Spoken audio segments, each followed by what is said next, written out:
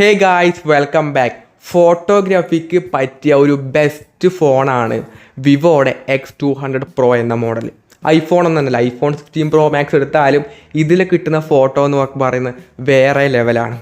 അപ്പോൾ ആദ്യം തന്നെ ഈ ഒരു ഫോണിൻ്റെ പ്രൈസ് പറഞ്ഞ് സ്റ്റാർട്ട് ചെയ്യാം. ഒറ്റ വേരിയൻ്റ് ആയിട്ടേ വരുന്നുള്ളൂ കേട്ടോ. അതായത് 16GB റാമും 512GB വേരിയൻ്റ് ആയിട്ടാണ് വരുന്നത്. ഇതിൻ്റെ പ്രൈസ് 94,999 ആയിട്ടാണ് വരുന്നത്. അതായത് 16GB റാമിനും 512GB വേരിയൻറ്റ്. അതാണ് പ്രൈസ്. 95,000 രൂപയാണ് ഇതിൻ്റെ പ്രൈസ് പോയിൻ്റ് എന്ന് പറഞ്ഞാൽ. ആ ഒരു പ്രൈസ് പോയിൻറ്റിൽ ഫസ്റ്റ് ഓഫ് ഓൾ ഇതിൻ്റെ ഡിസൈനും ബിൽഡും. ഡിസൈൻ കഴിഞ്ഞ വർഷത്തെ X100 Proയുടെ ആ ഒരു ഓൾമോസ്റ്റ് സെയിം ഡിസൈൻ തന്നെയാണ് ഇതിലും വരുന്നത്. കാര്യമായിട്ട് വലിയ ഡിഫറൻസ് ഇല്ല. ബാക്കിൽ നിറഞ്ഞ് കവിയുന്ന അല്ലെങ്കിൽ ഫുള്ള് ബാക്ക് മൊത്തത്തിലൊരു ക്യാമറ മൊഡ്യൂളാണ്.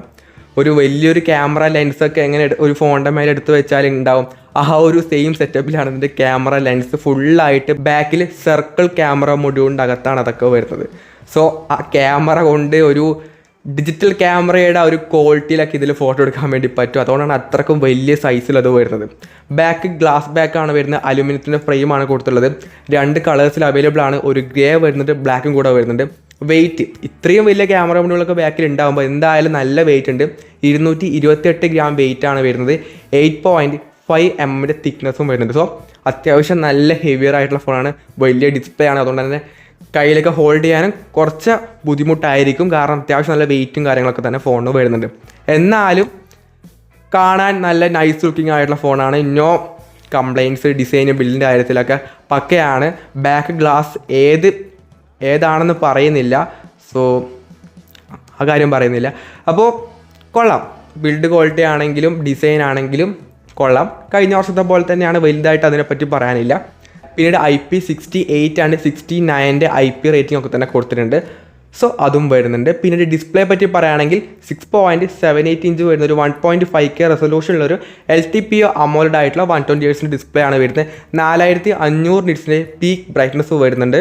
മൈക്രോ ക്വാഡ് കർവ്ഡ് ആയിട്ടുള്ള ഡിസ്പ്ലേ ആണ് ഇത് വരുന്നത്.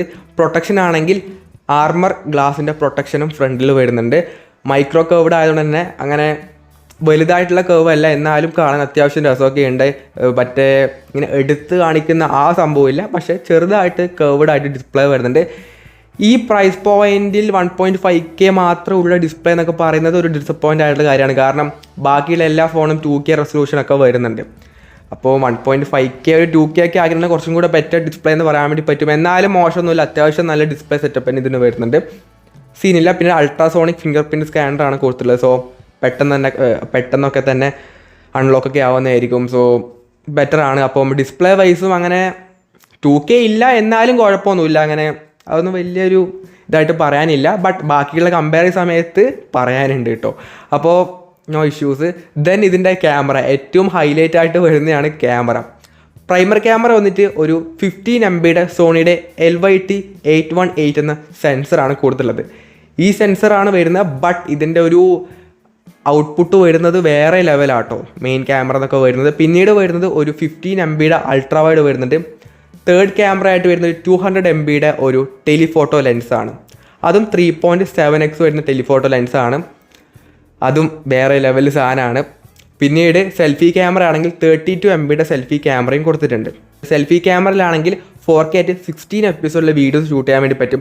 റിയർ ക്യാമറയിലാണെങ്കിൽ 8K 13 FPS അതുപോലെ തന്നെ 4K 120 FPS വരെ സപ്പോർട്ട് ചെയ്യുന്നുണ്ട്. ഇപ്പോൾ ഇറങ്ങിയ iPhone 16 Pro Maxൽ കണ്ട അതേ സെയിം സെറ്റപ്പിന് ഇതിലും വരുന്നുണ്ട്. സോ എന്നാലും വീഡിയോഗ്രാഫിയിൽ ഞാൻ പറയുന്നില്ല ഇത് ബെസ്റ്റ് ഡിവൈസ് ആണെന്നുള്ളത്. അത് ഐഫോൺ തന്നെയാണ്. പക്ഷേ ഫോട്ടോഗ്രാഫിക്ക് ഐഫോണേക്കാളും ബെറ്റർ ആയിട്ടുള്ള ക്യാമറ തന്നെ വരുന്നുണ്ട്. നിങ്ങൾ ഈ വീഡിയോ കണ്ടതിന് ശേഷം ഇതിൻ്റെ ക്യാമറ സാമ്പിൾസൊക്കെ ഉള്ള വീഡിയോസൊക്കെ യൂട്യൂബിൽ തന്നെ അവൈലബിൾ ആണ്. അതൊക്കെ ജസ്റ്റ് ഒന്ന് ചെക്ക് ചെയ്ത് നോക്കിയാൽ മതി. ഇതിൻ്റെ ക്വാളിറ്റി എന്നൊക്കെ പറയുന്നത് വേറെ ലെവലാണ്.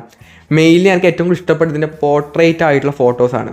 അതും സൂമിലൊക്കെ എടുക്കുന്ന സമയത്ത് ഒരു ഡിജിറ്റൽ ക്യാമറയിലൊക്കെ എടുക്കുന്ന ഓൾമോസ്റ്റ് ആ ഒരു ക്വാളിറ്റി തന്നെ നമുക്ക് കാണുന്ന സമയത്ത് തോന്നുന്നുണ്ട്. അതൊരു ആയിട്ട്, അതായത് പോർട്രേറ്റിൽ എടുത്ത ഒരു ഫോട്ടോ ആയിട്ട് തോന്നില്ല. ഒരു ലെൻസൊക്കെ വെച്ച് ഒരു ക്യാമറയിൽ എടുക്കുന്ന ആ ഒരു ക്വാളിറ്റി എന്തായാലും കിട്ടുന്നുണ്ട്. സോ നിങ്ങൾ എന്തായാലും റിവ്യൂസ് നോക്കുക കേട്ടോ പോയിട്ട്. അപ്പം നിങ്ങൾക്ക് തിരിയും ഇതിൻ്റെ ഒരു ക്യാമറയുടെ സംഭവം എങ്ങനെയാണെന്നുള്ളത്. അപ്പോൾ അജാതി ക്യാമറ സെറ്റപ്പാണ് ഇതിന് വരുന്നത്. ഞാൻ കൂടുതലായിട്ടൊന്നും ക്യാമറയെ പറ്റി പറയുന്നില്ല. കാരണം ഫീച്ചർ റിച്ച് ആയിട്ടുള്ള ഒരുപാട് കാര്യങ്ങളുണ്ട്. ഒട്ടുമിക്ക എല്ലാ ഫീച്ചറും ക്യാമറയുടെ ഭാഗത്ത് ഈ ഒരു ഫോണിൽ വരുന്നുണ്ട്. സോ ക്യാമറ റിവ്യൂസ് നോക്കുക. ഞാൻ ഇപ്പോൾ ഇവിടെ കൂടുതലായിട്ട് പറയാൻ എൻ്റെ കയ്യിൽ ഫോണില്ല, സോ ക്യാമറ റിവ്യൂസ് എന്തായാലും പോയിട്ട് നോക്കുക. പിന്നീട് ഇതിൻ്റെ പെർഫോമൻസ് ആണ്. പെർഫോമൻസ് സൈഡിലേക്ക് വന്നു കഴിഞ്ഞാൽ മീഡിയാടെക്കിൻ്റെ Dimensity 9400 എന്ന ഇപ്പം ലേറ്റസ്റ്റ് ആയിട്ടുള്ള ഫ്ലാഗ്ഷിപ്പ് ആയിട്ടുള്ള ചിപ്സെറ്റാണ് ഇതിൽ വരുന്നത്. ആൻഡ് ടു സ്കോറൊക്കെ ഒരു 25 lakhs, കമ്പനി പറഞ്ഞ 27 lakhs അവർ കിട്ടുന്നുണ്ടെന്നാണ്. പക്ഷേ ഒരു ബാക്കിയുള്ളത് നമുക്ക് നോക്കുന്ന സമയത്ത് ഒരു 24-25 ആ റേഞ്ചിലൊക്കെയാണ് ആൻഡ് ടു സ്കോറൊക്കെ കിട്ടുന്നത്. എന്നാലും അത്യാവശ്യം നല്ല പെർഫോമൻസ് ഓറിയൻറ്റഡ് ആയിട്ടുള്ള ചിപ്സെറ്റ് ഇതിൽ വരുന്നുണ്ട്. BGMI ഒക്കെ ആണെങ്കിൽ ഒരു 120 FPS തന്നെ ഇതിൽ കളിക്കാൻ വേണ്ടി പറ്റും. സോ ഗെയിമിങ്ങിനാണെങ്കിലും കുഴപ്പമൊന്നുമില്ല, നല്ല ബെസ്റ്റ് പെർഫോമൻസ് ഉള്ള ചിപ്സെറ്റ് ഇതിൽ കൊടുത്തിട്ടുണ്ട്. പിന്നെ വിവോയുടെ തന്നെ V3+ എന്ന ചിപ്പ് വരുന്നുണ്ട്. അത് മെയിനായിട്ട് ഇതിൻ്റെ ക്യാമറ ഫോട്ടോസൊക്കെ കുറച്ചും കൂടെ ബെറ്റർ പ്രോസസ്സിംഗ് ഒക്കെ ആക്കാൻ വേണ്ടിയിട്ടാണ് ഈ പറഞ്ഞ ചിപ്പ് വരുന്നത്. അതുകൊണ്ട് തന്നെ അതിൻ്റേതായിട്ടുള്ള ക്വാളിറ്റി ഇതിൻ്റെ ഫോട്ടോയിൽ വരുന്നുണ്ട്. സോ മെയിനായിട്ടുള്ള ഇതിൻ്റെ ഏറ്റവും ഈ ഒരു ക്യാമറ ഇത്രക്കും അല്ലെങ്കിൽ ഇതിൻ്റെ ഫോട്ടോസ് ഇത്രക്കും ബെറ്റർ ആക്കാൻ വേണ്ടി ഇത് ഹെൽപ്പ് ചെയ്യുന്ന ചിപ്പാണ് V3+ ചിപ്പ് എന്നുള്ളത്. സോ പെർഫെക്റ്റ് ആയിട്ടുള്ള കിഡിലും ഫോട്ടോസ്, പോർട്രേറ്റ് ഫോട്ടോസിൽ കിട്ടുന്നതായിരിക്കും. പിന്നീട് ഇതിൽ വരുന്നത് LPDDR5X RAM, USF 4.0 സ്റ്റോറേജും വരുന്നുണ്ട്. പിന്നെ ഫൺ ടച്ച് OS 15 ആയിട്ടാണ് വരുന്നത്. ഒരുപാട് ഒട്ടുമിക്ക എല്ലാ AI ഫീച്ചേഴ്സും വരുന്നുണ്ട്. സർക്കിൾ ടു സെർച്ച് ആണെങ്കിലും ബാക്കി എല്ലാം ഇപ്പോൾ ഉള്ള ഒട്ടുമിക്ക ആൻഡ്രോയിഡ് ഫോണിലുള്ള എല്ലാ AI ഫീച്ചേഴ്സും ഈ ഒരു ഫോണിൽ കിട്ടുന്നുണ്ട്. So no issues. പിന്നീട് ബാറ്ററിയാണ്. 6000 mAh ബാറ്ററി ഇതിൽ വരുന്നുണ്ട്. 90 വാട്ടിൻ്റെ ചാർജറും ബോക്സിനകത്ത് തന്നെ വരുന്നുണ്ട്. 30 വാട്ടിൻ്റെ വയർലെസ് ചാർജിങ്ങും ഈ ഒരു ഫോൺ സപ്പോർട്ട് ചെയ്യുന്നുണ്ട്. റിവേഴ്സ് വയർലെസ് ചാർജിങ്ങും സപ്പോർട്ട് കൊടുത്തിട്ടുണ്ട്. സോ 95,000 രൂപക്ക് ഈ ഒരു ഫോൺ എടുക്കാനുള്ള ഒരൊറ്റ ഓപ്ഷൻ എന്ന് പറയുന്നത്, അല്ലെങ്കിൽ മെയിൻ പ്രയോറിറ്റി എന്ന് പറയുന്നത് ക്യാമറയാണ്. അതായത് ഫോട്ടോഗ്രാഫി, വീഡിയോഗ്രാഫി എന്ന് ഞാൻ പറയുന്നില്ല. ഫോട്ടോഗ്രാഫി അല്ലെങ്കിൽ ഫോട്ടോ എടുക്കാനാണ് നിങ്ങളൊരു ഫോൺ നോക്കുന്നുണ്ടെങ്കിൽ ഇപ്പം ഇന്ത്യൻ മാർക്കറ്റിൽ ഐഫോണോ അല്ലെങ്കിൽ സാംസങ്ങോ ഒന്നല്ല, ഫോട്ടോസിലാണെങ്കിൽ വിവോ X200 Pro എടുക്കുക. വേറൊരു ഫോൺ നോക്കേണ്ട ആവശ്യമില്ല. 1 ലക്ഷത്തിൻ്റെ മേലിലെ ഫോൺ നോക്കേണ്ട ആവശ്യമില്ല. ഈ ഒരു ഫോൺ പോയി എടുത്തോ. നിങ്ങൾക്ക് ഇതിൻ്റെ അപ്പുറത്തേക്ക് നല്ലൊരു ഫോട്ടോ എടുക്കുന്ന ഫോൺ വേറെ ഇല്ല. ഇപ്പം തൽക്കാലത്തേക്ക് വേറെ ഇല്ല. സോ അജാതി ഫോൺ. അത് മാത്രമല്ല ബാക്കി എല്ലാം ഇതിൽ വരുന്നുണ്ട്. നല്ല ഡിസ്പ്ലേ വരുന്നുണ്ട്. ക്യാമറ ആണെങ്കിലും പെർഫോമൻസ് ആണെങ്കിലും ബാറ്ററി എല്ലാം വരുന്നുണ്ട്. സോ ക്യാമറ മാത്രമല്ല ബാക്കി എല്ലാം കൂടി ഒരു പെർഫെക്റ്റ് ആയിട്ടുള്ള ഫോണാണ് വിവോയുടെ X200 Pro എന്ന മോഡൽ. 95,000 രൂപക്ക് ഒരു പെർഫെക്റ്റ് ആയിട്ടുള്ള മോഡലാണ്. മെയിൻലി ക്യാമറയാണ്. അപ്പം നിങ്ങളുടെ ഒപ്പീനിയൻ എന്തായാലും താഴെ കമൻറ്റ് ചെയ്യുക. അപ്പം ഈ ഒരു വീഡിയോ യൂസ്ഫുൾ ആണെങ്കിൽ ലൈക്ക് ചെയ്യുക, ഷെയർ ചെയ്യുക, സബ്സ്ക്രൈബ് ചെയ്യുക. So it's your friend Abhinav signing off. By.